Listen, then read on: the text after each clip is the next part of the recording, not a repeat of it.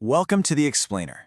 Today, we're going to dive into India's incredible 79-year journey. It's a story of how a nation went from being on the brink of collapse right after independence to becoming one of the world's most important and powerful countries. All right, so here's how we're going to break this down. First, we'll look at the nation's early resilience. Then, we'll get into its unbelievable socio-economic transformation and how it went from importing food to exporting it. We'll also touch on its massive leaps in tech and space before looking at the challenges that are still on the horizon. And finally, we'll explore the big vision for a developed India. You know, to really get a handle on where India is today, we have to go back. We have to look at the immense challenges it faced and somehow overcame right from the very beginning. So this timeline, it shows a really clear pattern, right? Whether it was facing a massive military threat back in 1971 or staring down global sanctions after its nuclear tests in '98, India didn't just survive this intense pressure. It actually used those moments to carve out its own path and build its own strength. Okay, so how did all that resilience actually translate into real, tangible change for its people? Well, the story is pretty incredible when you look at just a few key numbers. I mean, just think about this for a second. At independence in 1947, the average Indian could only expect to live to be 32 years old. 32. Today, that number is 72. That one statistic alone captures this monumental leap in everything. Healthcare, food security, just the overall quality of life. And you know, it wasn't just about living longer lives, it was about living with more opportunity. In 1951, fewer than 1 in 5 people could even read. Today, it's more than 3 out of every 4. That right there is the foundation that fueled, well, everything else, from economic growth to massive social change. So, what's the result of all this progress? A truly historic victory over poverty. The rate has just plummeted from a staggering 80% at independence to a projected 5.3%. That's one of the largest movements of people out of poverty that the world has ever seen. So that brings us to the sheer scale of India's economy today. In simple dollar terms, it's the world's 4th largest. But if you measure it by what that money can actually buy in India, that's called purchasing power parity, it's already number 3. It is an absolute giant on the world stage. Now, outside of the big economic numbers, one of the most vital stories of India's rise actually happened in its fields.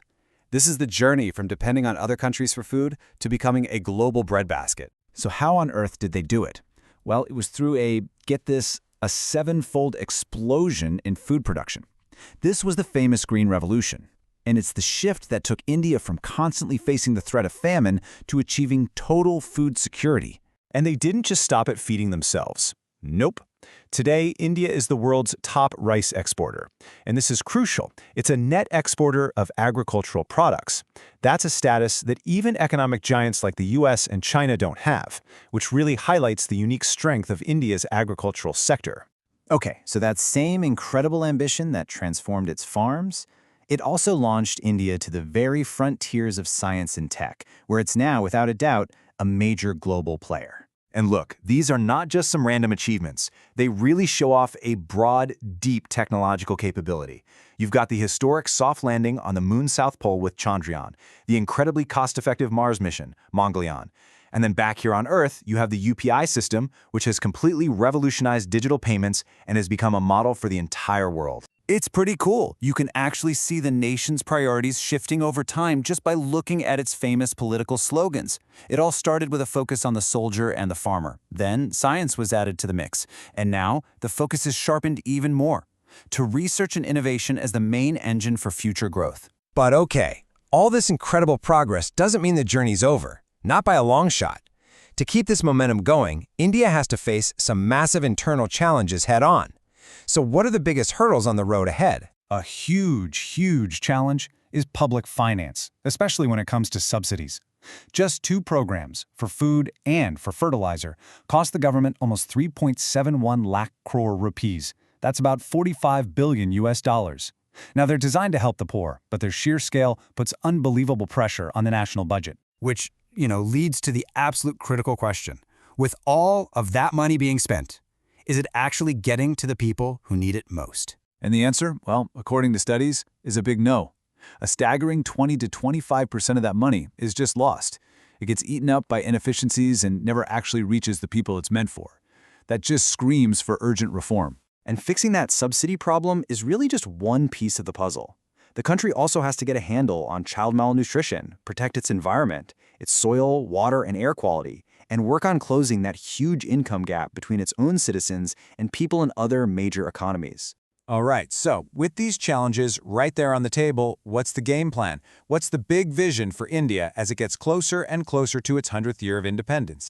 Well, at the very heart of this whole vision is one single belief, that India's democracy is not some kind of obstacle to growth, but actually its greatest strength. It's the thing that provides the stability for its unique path to development. This whole vision has a name, Viksit Bharat at 2047, which basically means developed India by 2047. And it's all built on these 4 pillars. The goal is growth that includes everyone, less bureaucracy getting in the way, a stronger scientific mindset, and making sure all of it can last for the long haul. And that really brings us to the ultimate question, doesn't it? The ambition here isn't just for India to become another developed nation. No, it's to create an entirely new model for development, one that proves a country can be democratic, inclusive, and sustainable all at the same time. The real question is, can it build that model for the rest of the world to follow?